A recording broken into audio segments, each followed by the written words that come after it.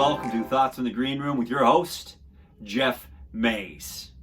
This week on the Green Room, we are going to talk about active listening and what it does for actors and the value it serves. Let's take a listen. All right, I've been talking to a lot of my friends recently about what actors do. This is a common theme on this show. What does an actor do? Specifically, the last number of conversations have been on what is the hardest thing or the biggest challenge that feels at this moment in time for me as a universal that all actors struggle with. In this discussion, this debate, many of my friends, colleagues, we've come to the general conclusion that active listening is the most challenging skill for an actor to employ. However, it is the most essential skill for the actor to employ.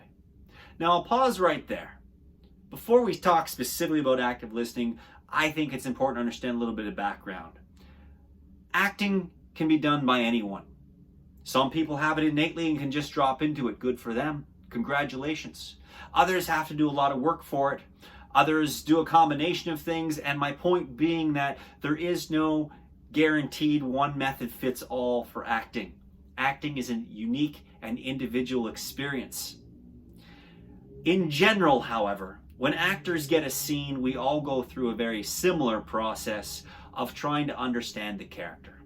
This, for some, means creating a backstory. For others, it means looking for intentions on each and every line, breaking down the scene into little beats or little sections, taking a look at bigger objectives. What do I want overall as the character? And so on and so on and so on. And these are very common questions and traits and skills we get taught to do. People use them in their own way.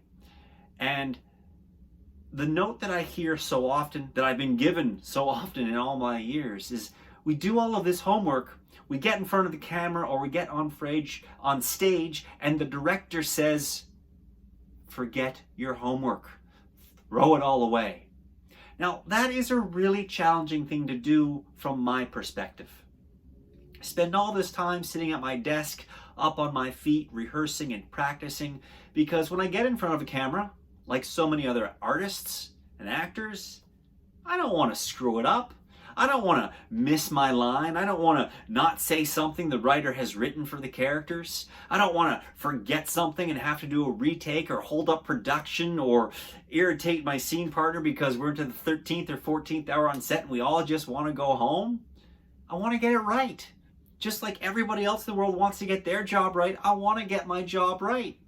So like so many other actors, I sit there and I go, my next line is this. Wait for the cue, and cue, go with my line. On and on through the scene. And the reality is, as much as I may get it right, and I may say the right dialogue as written on the page, it'll be flat. It'll be boring. It'll have no intention. It's just a person speaking a memorized line after a specific cue was given. You might as well tie a string to my hands and make me a puppet. Voice me over with the voiceover artist. Truly, the skill that's required is active listening. The only way you can honestly throw away all that homework is through active listening. Now, here's the challenge. When we throw away the homework, we as artists, we as actors become absolutely vulnerable. There is this space of, I could forget my line. I could look like a fool. I could step on somebody else's line. I could. There's so many variables because I'm no longer blatantly focused on, wait for my cue. Wait, there's my cue, go!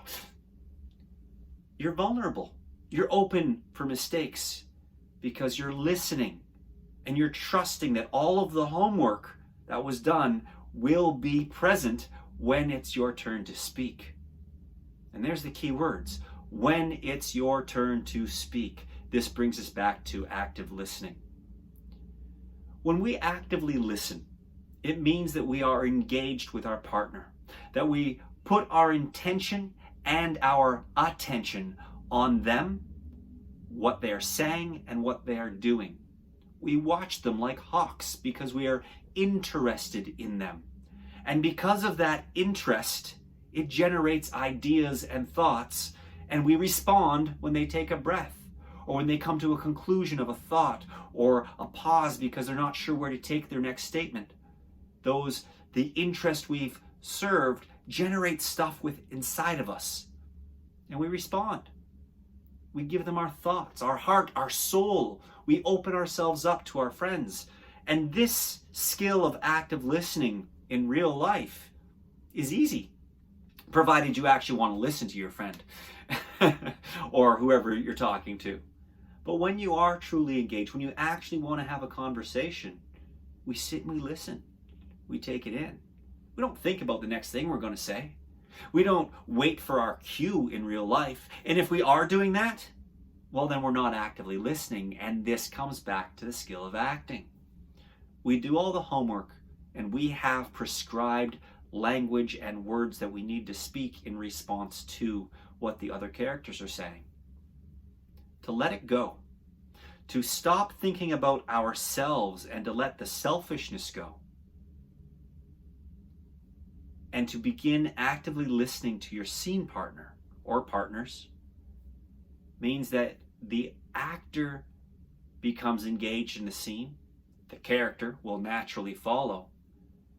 And if we've done our homework, then by actively listening, by being engaged in the story that's being told, then when that other actor takes a pause, the same way a friend would when they go to grab a sip of coffee over the counter or at the table you're sitting at, when that actor pauses to think as their character needs to, I, the character, will be affected by what they've said, and I'll respond. I'll respond with the words given to me on the page because I did all that homework and it sits and lives within me. This moment of spontaneity is truthful. It's engaged and it's interesting to watch, and the great actors obviously do it very, very well. That's why they're the great actors. Go figure. The only way we get to this spontaneity, the only way we get to this involvement which engages the audience, is if we actively listen. If we work to understand what the other character, what our scene partner is saying to us on stage, on screen.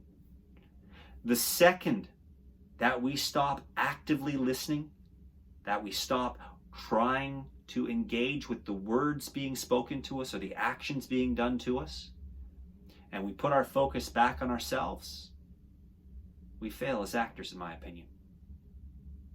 It is also, in my opinion, the hardest skill to do because we get so wrapped up in trying to make sure we're doing our job right, which is making sure the lines are correct, saying them on time, meeting sometimes a certain pacing in a scene or a speed that needs to be achieved because the scene needs to be quick, or various other factors and variables that we have to execute because we're not just having a conversation with our friends with unlimited time over a cup of coffee in a coffee shop.